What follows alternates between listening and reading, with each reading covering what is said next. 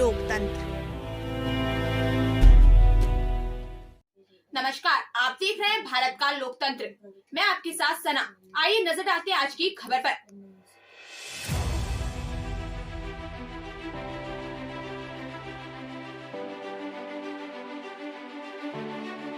District court में मंगलवार को पेशी पर लाए गए बदमाश को गोली मारकर हत्या कर दी गई। फरीदाबाद की नीमका जेल में नाबालिग से दुष्कर्म में 10 साल की सजा काट रहे धौलाना में हुई एक हत्या में उसे पेशी पर लाया गया था। नकाबपोश 3 बदमाशों ने करीब 20 गोलियां चलाईं। फरीदाबाद पुलिस के एक हवलदार और सिपाही को भी छर्रे लगे हैं। प्रत्यक्षदर्शियों ने बताया कि कोर्ट की सुरक्षा में तैनात पुलिसकर्मी भाग गए। फायरिंग करने वाले बदमाशों के 2 साथी बाइक लेकर खड़े थे। हत्या के बाद में उन्हीं बाइक से फरार हो गए। एसपी दीपक भूकर ने नगर कोतवाल सोमवीर सिंह चौकी इंचार्ज रमेश कुमार को निलंबित कर दिया। सीओ सिटी भैरव पांडे को हटा दिया। आईजी प्रवीण कुमार भी सूचना पर मौके पर पहुंचे। एक बदमाश ने पड़ोसी जिले गौतम बुद्ध नगर सूरजपुर डिस्ट्रिक्ट कोर्ट में समर्पण कर दिया। फरीदाबाद पुलिस के एएसआई विजय हवलदार, ओम प्रकाश सिपाही, दीपक नरेंद्र और संदीप कैरी लखन को लेकर हापुड़ डिस्ट्रिक्ट कोर्ट पहुंचे। ADG law and order Prashant Kumar ने बताया कि हरियाणा से आए पुलिस कर्मियों के खिलाफ कार्रवाई के लिए पत्र लिखा जाएगा। वहां से कई दिन आने की सूचना हापुड़ पुलिस को नहीं दी गई थी। धौलाना की हत्या में लखन का नाम सामने आया था। फरीदाबाद के पवन, दीपक, लखन, हरीश, संदीप और दिल्ली के महरौली निवासी रोहित को आरोपी बनाया गया था। दोनों पुलिसकर्मियों की हालत खतरे से बाहर है। 3 बदमाशों ने फायरिंग की, फिर अपने 2 साथियों के साथ बाइक से भागे। सीसीटीवी कैमरे में वारदात रिकॉर्ड हुई है। बदमाशों की पहचान हो चुकी है। जल्दी सभी को गिरफ्तार कर लिया जाएगा।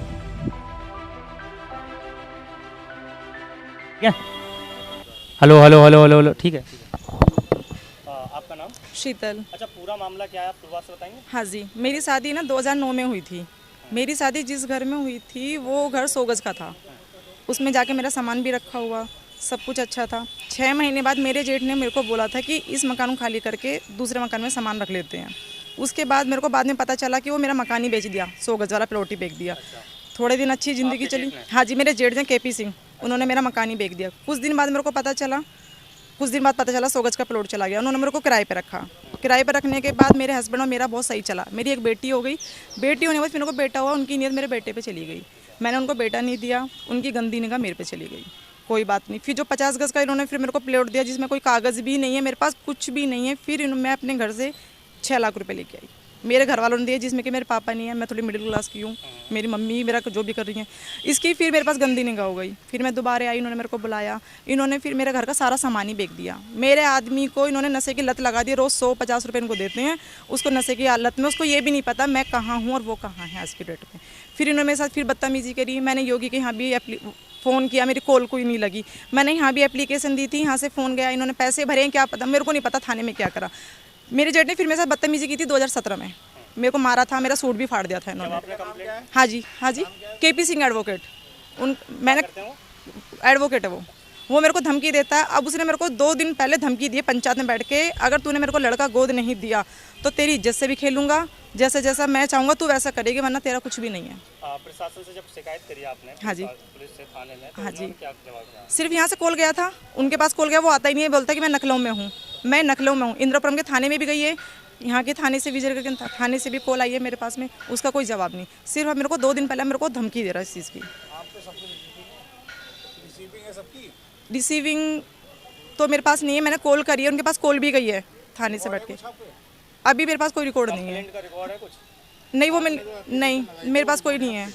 मैंने खुद ने लिख के दी थी। हाँ, तो हाँ जी, मिली थी मैं। उन्होंने क्या कहा? उन्होंने ये तो घर का मैटर बता दिया मेरे को। इंद्रपुरम के एसआई ने भी जहाँ पे मिली थी, उन्होंने भी मेरे को घर का मैटर ही बताया। ये आपका घर का मैटर है, कोई बात नहीं। अब मेरे को 4 दिन पहले पंचायत में बुलाया था उन्होंने। बिल्कुल साफ बोल दिया कि तेरा कुछ नहीं है, तेरा लड़का गोद दे दे, फिर मेरे साथ रहे। अभी आप क्या चाहते हो? मैं ये चाहती हूँ मेरे को इंसाफ मिले, मेरे 3 बच्चों को इंसाफ मिले, उनका घर मिले, जो मेरा 100 गज का प्लॉट है। नहीं, बस मुझे इंसाफ चाहिए 3 बच्चों का। जी, धर्मेंद्र गौतम।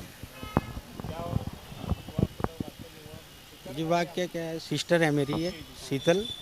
2017 में हमें जानकारी मिली ऐसी, इस लड़की ने हमें कुछ जानकारी ऐसी नहीं दी कि तेरे घर में क्या हो रहा है। पहली बार जानकारी मिली आपको? हाँ, 2017 में जो कि थाने में लिखवाया गया और वो लिख के भी गए कि अब जो भी है वो ये 50 गज का प्लॉट है इनका, ये इनका, इनके नाम, मेरा इनसे कोई लेना देना नहीं है। जिस टाइम आपने शादी करी थी उस टाइम कितना खर्चा हुआ था आपका? उस टाइम हमारा 15 लाख रुपए खर्चा। 15 लाख जी, उसका प्रूफ है आपको?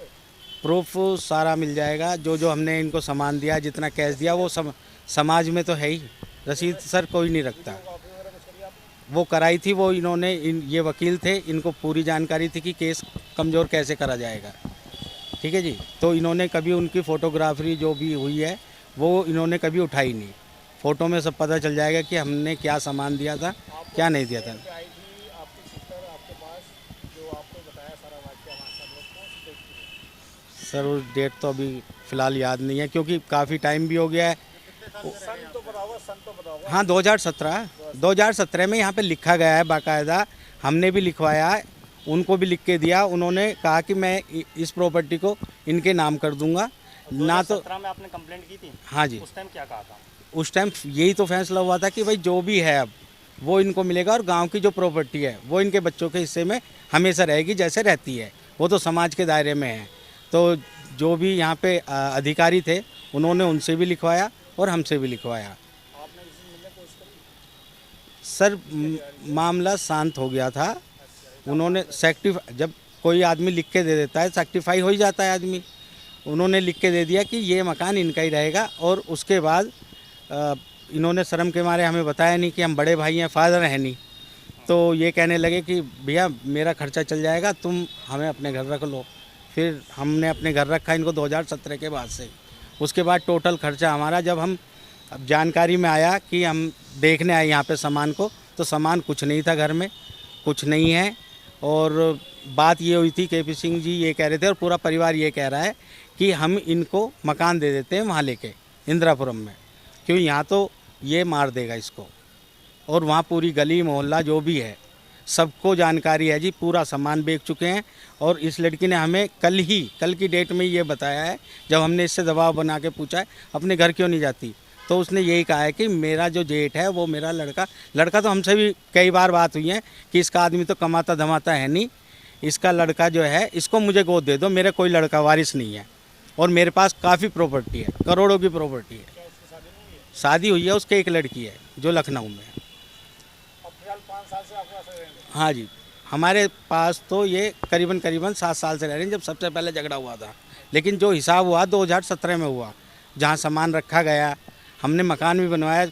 हमारी मदर ने जो भी हमारे पास था हमने इकट्ठा करके उनको दिया कि भाई मकान बना लो, आपका गुजारा चल जाएगा, इसे रेंट पे दे देना। और लेकिन अब 6 महीने से हमें रोज़ बेवकूफ़ बना रहे हैं कि भाई इस मकान को मैं बेच देता हूँ और आप जो भी पैसा हो इन बच्चों। फिलहाल खबरों में इतना ही। बाकी खबरों के लिए देखते रहिए भारत का लोकतंत्र। नमस्कार।